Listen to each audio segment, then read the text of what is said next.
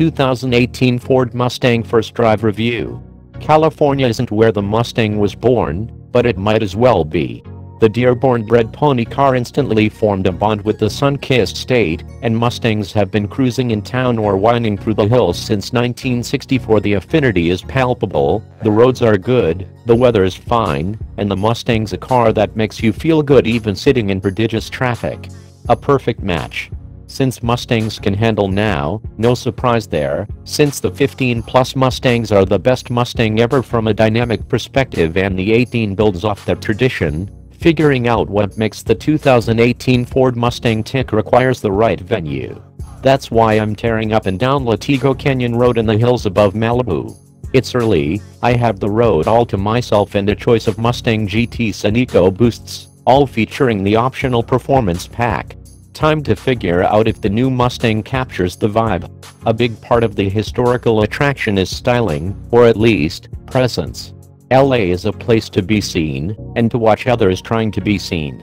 On this front, the 18 has some challenges. Reception to the revised styling was initially mixed, to be polite about it. It's no longer a fusion coupe, right? But it's also lost something intangible in the aggressive droop of the nose. I've been mulling it over since Ford pulled the wraps off, and my assertion is that this is a less versatile design. It works great in bright, bold colors like orange fury or triple yellow, but the throwback royal crimson looks awfully flat here. From the right angle, and particularly in profile, it's very much still a Mustang. And expect trickle-down Shelby appearance bits, and an eventual refresh should sharpen it up some, too. What'll get more attention on the boulevard is how it sounds, at least in GT form. It's positively ferocious. Carl Widman, the Mustang's chief engineer, told me that the #1 request they got about the last car was to make the V8 a little louder. With the active valve performance exhaust equipped, and sport mode engaged, it burbles and snarls without sounding necessarily vintage. And there aren't any contrived pops or backfires on the Oberon. No one with a soulful bone in their body will fail to watch the GT rip by. Inside, a few of the test cars, both GTs and EcoBoosts, had a new 12-inch, fully digital gauge cluster. It looks phenomenal, offering up different layouts with each mode. You can also override the layout presets and choose your own. Ford did a great job keeping things simple and legible in normal mode with a classic dual gauge layout, and increasing the simplicity and legibility as the modes ratchet up in intensity. Track mode gives you just the essentials, a big, bar-style touch, an offset speedometer, and tiny bars for fuel level and coolant temp. It's lovely, and it works great.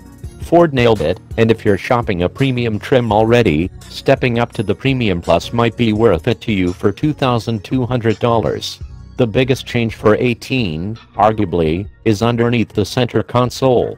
The new 10-speed automatic, called the 10R and co-developed with GM, is available on both engines.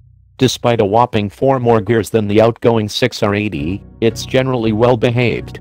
Widman told me the goal was to get the calibration down so that the transmission could drop 3 or 4 gears without freaking out.